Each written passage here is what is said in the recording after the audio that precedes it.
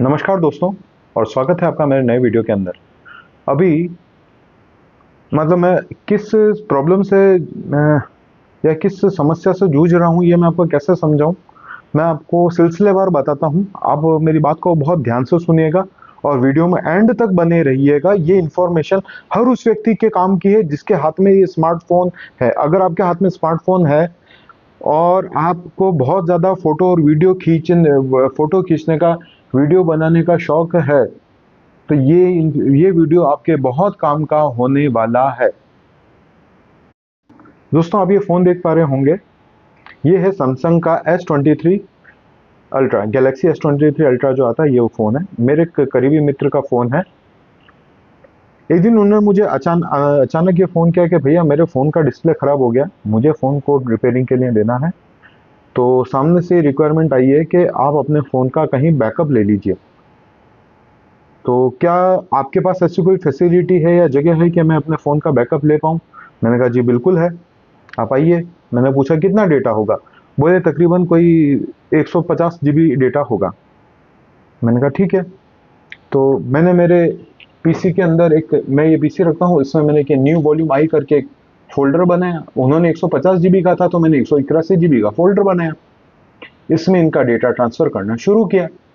तो ये 83.4 GB data ही transfer हुआ। अब ये मुझे 150 जीबी बता रहे थे तो मुझे समझ में नहीं आया। मुझे लगा इनका कहीं डेटा लॉस हो रहा है, कुछ चीज़ है जो इधर ट्रांसफ़र नहीं हुई है।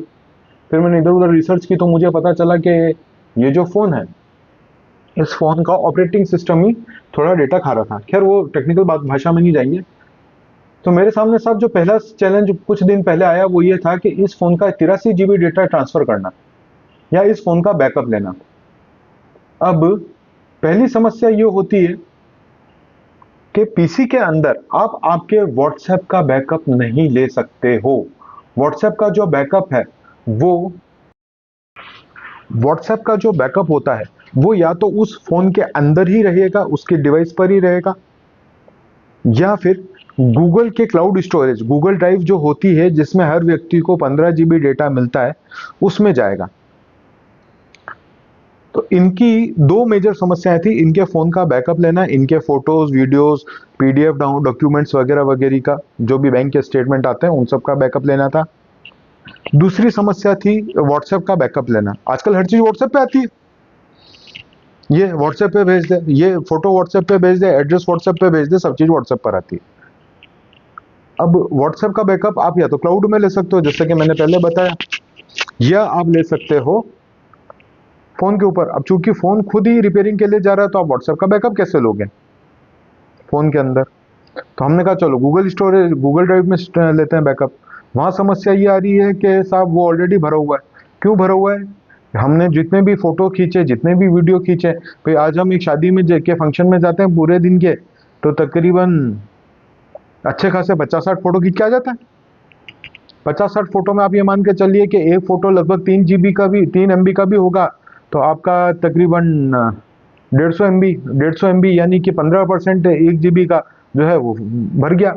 उसके अलावा कहीं मॉल में गए, कुछ खाया पिया, उसका फ़ोटो ले लिया, पार्टी की वीडियो बना लिया। इस तरीके से हमारा जो डेटा होता है, हमारी जो मेमोरी है गूगल ड्राइव की, वो बढ़ती चली गई, बढ़ती चली गई, बढ़ती चली गई। अच्छा, मेरा ये एक्सपीरियंस रहा है कि व्हाट्सएप 5 या 6 जीबी से ज़्यादा का डेटा उसका होता नहीं है।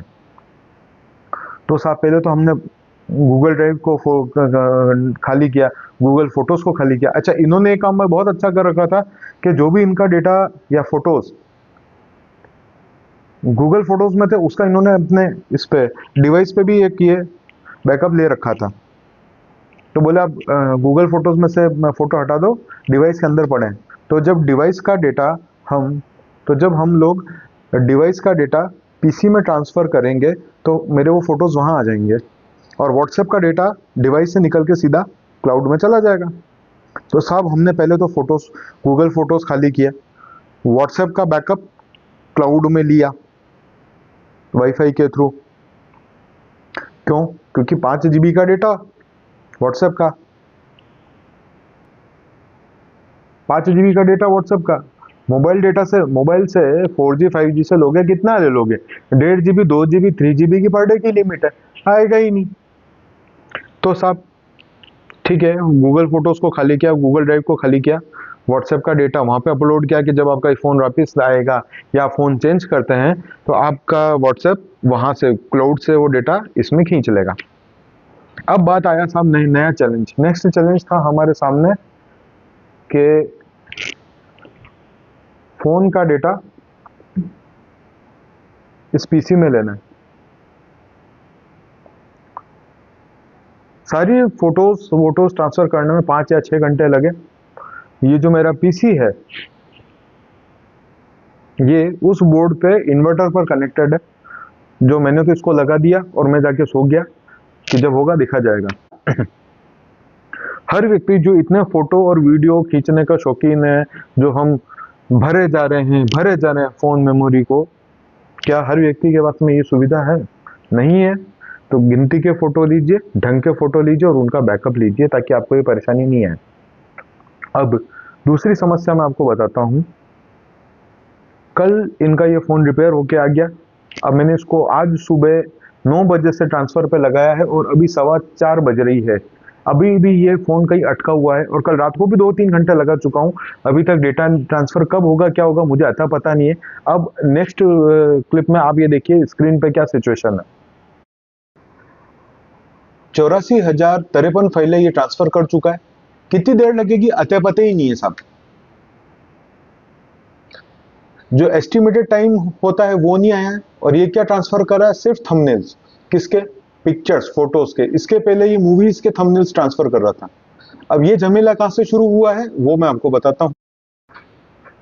ये झमेला शुरू होता है कि जब भी हम व्हाट्सएप में के अंदर या और किसी तरीके से कोई भी फोटो या वीडियो देखते हैं तो फोन उसकी एक परिचय फाइल बनाता है, छोटी सी फाइल बनाता है। आपकी बड़ी फाइल होती है 5 MB की, 10 MB की फोटो वीडियो की, तो उसकी एक परिचय फाइल, छोटा सा इंट्रोडक्शन फाइल बनाता है। वो छोटी होती है, केबी के अंदर होती है। ये वो फाइलें हैं जो ट्रांसफर हो रही हैं और कब तक होंगी मुझे मालूम नहीं है।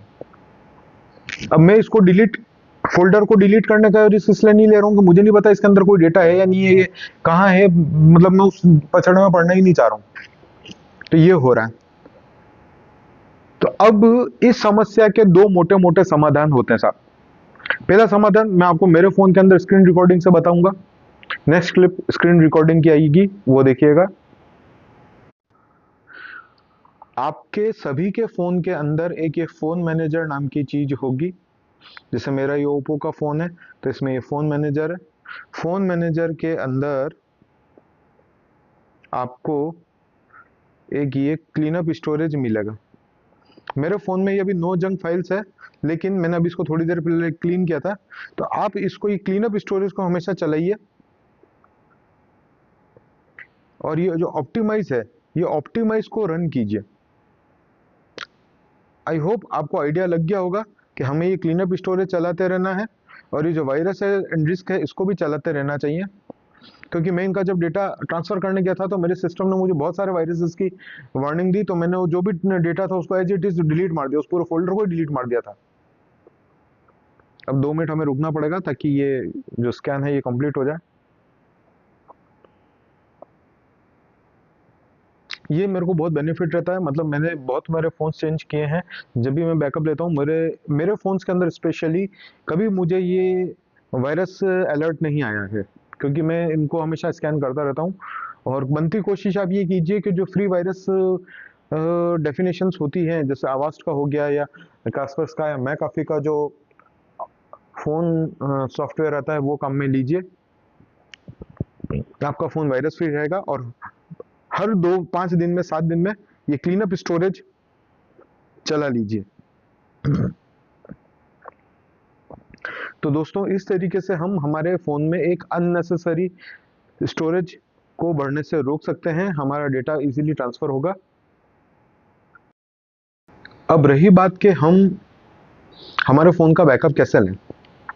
देखिए, पहला ऑप्शन आपके पास में है कि आप जो OTG केबल आती है या OTG अडेप्टर आता है, जिसका एक सिरे पे USB-C टाइप होता है और पीछे USB बड़ा वाला जो होता है, मतलब ये जो इस टाइप का USB का होता है वो केबल ले आइए और एक पेन ड्राइव ले आइए बड़ी अच्छी। आजकल तो 32 GB की पेन ड्राइव या उससे बड़ी आने लग गई है, वो लगाइए और फोन के फाइल मैनेजर के थ्रू जाके आप अपना जो बैकअप है जो आपके फ़ोटोज़ और वीडियोज़ हैं या पीडीएफ्स हैं या जो अदर डॉक्यूमेंट्स हैं, उनको उस पेन ड्राइव के अंदर स्टोर कीजिए।